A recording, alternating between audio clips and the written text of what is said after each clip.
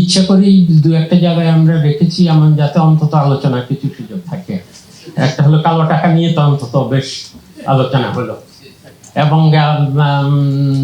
আমাদের এই সরকারের ভিত্তিতে হলো আমাদের তার কোনো দল নাই, কিছু নেই, সমর্থন নাই, সবাই সমর্থন এবং নৈতিকতা, এটাই তো আমাদের ভিত্তি। কাজে এই কালো টাকা রাখা হয়েছে এবং এটা যে থাকবে এমন তো কোনো কথা নেই, রাখলে কিছু আলোচনা হয়। কাজে এতই যখন আলোচনা হয়েছে তুলে দেওয়া হয়, অসুবিধা কি? আমি মনে করি যে পরিচালনা ব্যয়, যেটা রাজস্ব ব্যয়, এখানে আমি বললাম না কি আমি সমালোচনা করব, এই পরিচালনা ব্যয়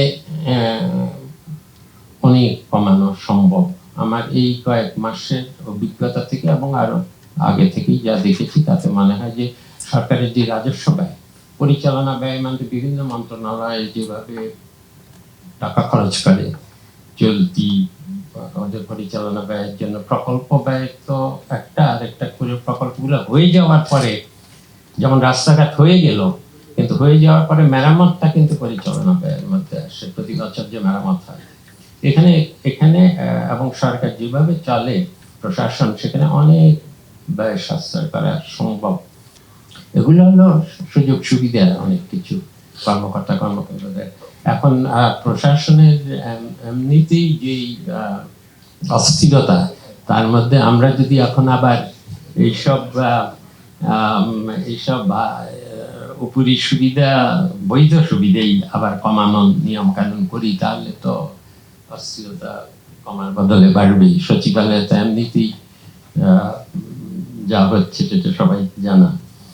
বিশ্ববিদ্যালয়ে যে কোনো শিক্ষকের তো একটা ট্যাগ থাকেই, নিরপেক্ষ কেউ আছে, সবই তো সাদা দল না হয় নীল দলের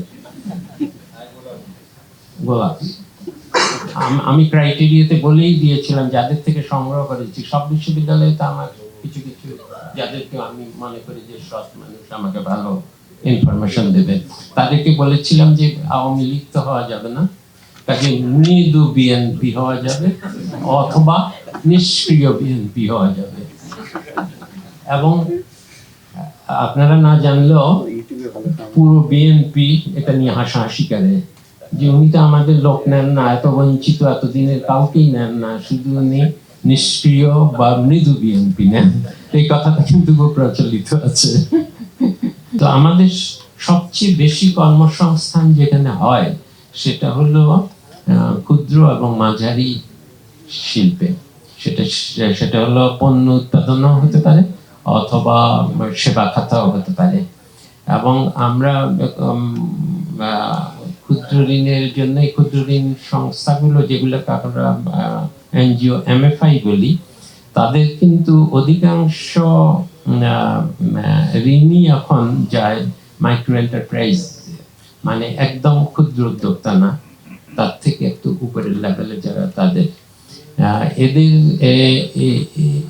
এদের কি করে আরো সহায়তা দেওয়া যায় তার জন্য চেষ্টা হচ্ছে। বাংলাদেশ এখন তো আমাদের সুদের হার অনেক বেশি, সেটা একটা সমস্যা, তবু একটা ক্রেডিট লাইন আছে যেটা দিয়ে ব্যাংকগুলোকে বলা হচ্ছে যে ক্ষুদ্র উদ্যোক্তাদেরকে, বিশেষ করে নারী উদ্যোক্তাকে কম সুদে যেন ঋণ দেওয়া হয়। কিন্তু যে কোনো কারণেই হোক এই ব্যাংকগুলো তাতে উৎসাহী হয় না, কেন হয় না আমি জানি না, কিন্তু চেষ্টা করা হচ্ছে। আর একদম সর্বশেষ একটা চেষ্টা করা হচ্ছে, আমাদের সময় পারবো কিনা জানি না, কিছু এনজিও